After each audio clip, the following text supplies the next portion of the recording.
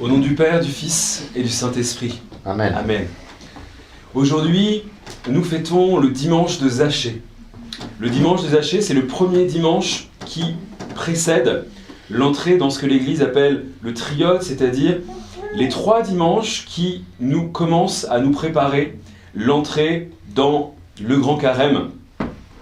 qui prépare la plus grande fête de l'année, qui est la fête de Pâques. Le dimanche de Zachée,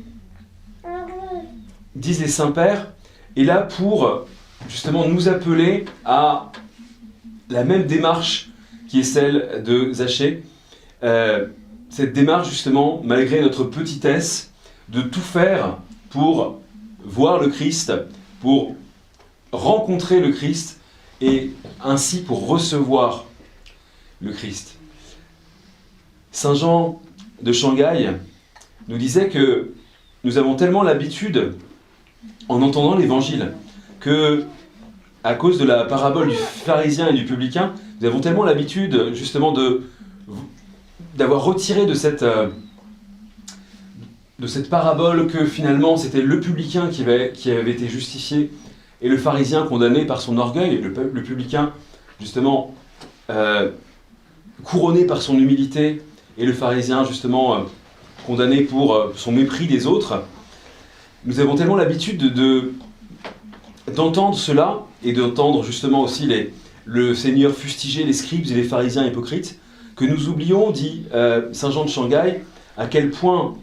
les pharisiens étaient véritablement des justes au niveau de la loi mosaïque, et à quel point les publicains étaient véritablement des transgresseurs impénitents de la loi. Il le rappelle donc dans une de ses homélies en disant que on oublie par exemple que le publicain n'est pas seulement quelqu'un qui prélève les impôts pour les autorités romaines, mais c'est quelqu'un qui, ayant dû se mettre au service de Rome, avait dû sacrifier aux idoles, avait dû faire un certain nombre de transgressions manifestes en fait, de la foi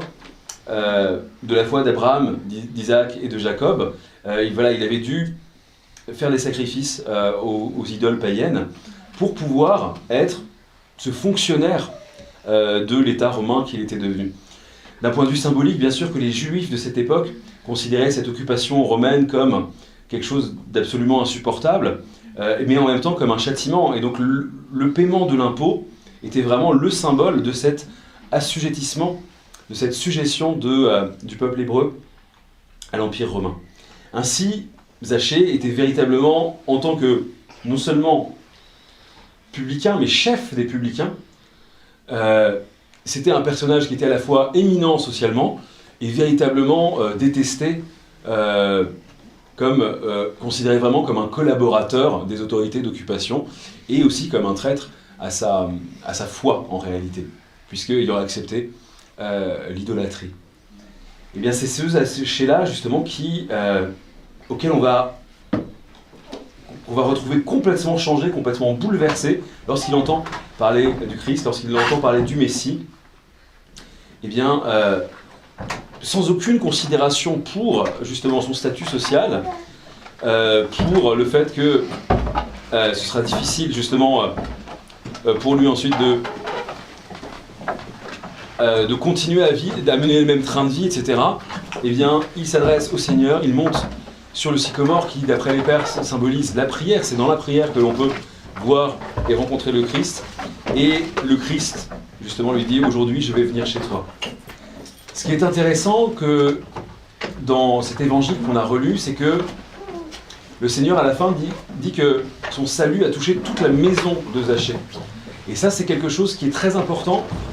à avoir en tête, surtout lorsque nous désespérons un petit peu de la conversion d'un certain nombre de membres de notre famille qui ne sont pas forcément chrétiens ou pas orthodoxes. Le Seigneur envoie son salut sur une maison. C'est Zachée qui a fait la démarche justement de se tourner vers le Christ, et c'est toute sa maison en conséquence qui a été bénie, et c'est toute sa maison qui a été sauvée. Et cette chose-là est extrêmement importante, c'est que nous ne nous sauvons jamais seuls, nous sommes membres d'une famille, nous sommes membres d'une patrie, et il ne faut pas considérer que dans la vie spirituelle, ce soit comme ça des questions d'individualité. C'est par justement la prière justement de l'un que l'autre se sauve, c'est par l'exemple de l'un que l'autre se sauve, c'est par justement les exhortations de l'un que l'autre se sauve. Et il faut garder ça en tête pour bien comprendre ce qu'est la communion des saints et ce qu'est justement ce mystère du lien entre les âmes, et notamment des liens familiaux entre les âmes qui font que Zachée va entraîner avec lui dans sa conversion, dans son retournement vers le Christ, dans sa métanoïa. Il va attirer avec lui justement toute sa maison, sa femme, ses enfants, ses domestiques aussi, puisque là, c'est la maison dans le sens ancien, dans le sens antique, c'est-à-dire que la maison, c'est pas seulement les membres de la famille, mais c'est la domesticité, ce sont les esclaves, puisque Zachée avait vraisemblablement des esclaves étant un homme riche, etc. Et c'est tout le monde qui va être béni, sanctifié et purifié justement par la venue du Christ. Les pères remarquent aussi que, comme Zachée, le chrétien, justement, il doit se détourner du mal, rembourser ses dettes, c'est-à-dire véritablement acquérir un repentir par rapport à ses péchés, autant que faire se peut, justement, réparer toutes les fautes que nous avons pu faire vis-à-vis de notre prochain, mais surtout purifier, sanctifier et préparer justement notre demeure à la venue du Seigneur. Car nous aussi, lorsque nous communions, nous recevons le Christ en nous. Il nous visite. Et le problème, c'est que en général, nous sommes un peu des enfants gâtés, nous sommes mal habitués, nous trouvons ça normal de nous approcher de la communion. Et nous n'avons plus suffisamment souvent la conscience que pour accepter d'entrer chez nous, justement, le Seigneur a besoin que nous ayons vraiment fait des efforts. Si nous recevons des amis, si nous recevons encore plus, si c'est un personnage important que nous recevons chez nous, eh bien nous prenons soin de préparer la maison, de nettoyer, de préparer un repas extraordinaire. C'est la même chose que nous devrions faire lorsque nous allons accueillir le Seigneur qui vient en nous, qui vient justement dans notre cœur, dans la communion. Nous devrions avoir fait le ménage en nous, dans notre conscience, avoir essayé véritablement d'orner le plus possible le palais de notre âme de toutes les vertus possibles, d'avoir chassé toutes les toiles d'araignée et toutes les passions mauvaises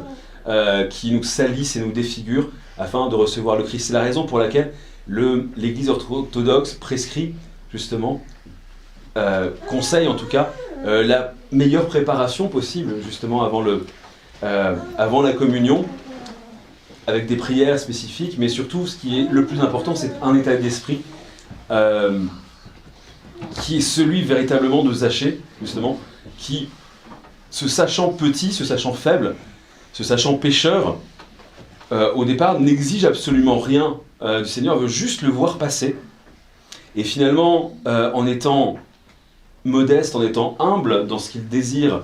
avoir, eh bien, il obtient finalement beaucoup plus que ce qu'il imaginait, c'est-à-dire la visite du Seigneur en lui, la bénédiction, la sanctification de toute sa maisonnée, de toute sa famille, de tous les siens, et cela parce que précisément il n'a pas estimé que c'était une humiliation pour lui, un personnage important, que de se retrouver dans cette foule, à grimper ridiculement à un arbre, avec tous les colibets qu'il a pu subir du fait que, effectivement, que faisait-il là dans cette foule, à grimper à un arbre parce qu'il était trop petit. Voilà, il a dépassé tout cela, et il a accepté surtout de changer véritablement de statut social, car à n'en pas douter, s'il donne véritablement la moitié de sa fortune aux pauvres, et qu'il rembourse tous les gens à qui il a fait du tort au moins 4 fois, je ne sais pas si à la fin il lui restera grand-chose pour subvenir à ses besoins, mais peu importe. Ce qui compte, c'est l'élan du cœur, c'est vraiment l'évangile de Zachée nous montre véritablement une conversion subite, soudaine, et en même temps irrévocable, telle que celle du bon larron sur la croix, ou celle de Saint Paul sur le chemin de Damas. Ce sont des choses qui sont qui sont possibles, qui peuvent arriver. Et donc le dernier mot, justement, que je voulais vous dire sur cet évangile, c'est que l'exemple de Zachée nous montre que on ne doit pas désespérer de son propre sort, et en même temps, on doit bien se garder d'avoir des jugements trop sévères vis-à-vis des gens, puisque si même ce publicain, ce pécheur public, ce collaborateur avec les autorités romaines qui extorquait son propre peuple en gardant une bonne part pour lui aussi, qui avait renoncé au Dieu de ses pères en acceptant de sacrifier aux idoles, si même lui justement est capable d'être touché tout d'un coup par la grâce en entendant parler du Seigneur, eh bien ça veut dire que on ne peut jamais désespérer du salut de qui que ce soit, et qu'on doit bien se garder effectivement de se prononcer de manière définitive en ce qui concerne les autres, notre prochain, les gens qui sont autour de nous, même voilà, le pire apparemment des criminels est susceptible de se convertir, d'être touché par la grâce, de se tourner vers Dieu, et ainsi justement de suivre cet exemple de Zachée. Donc puissions-nous comme lui nous élever par la prière du sycomore vers le Christ, et puissions-nous comme lui justement recevoir la visite du Seigneur, et puis cette visite justement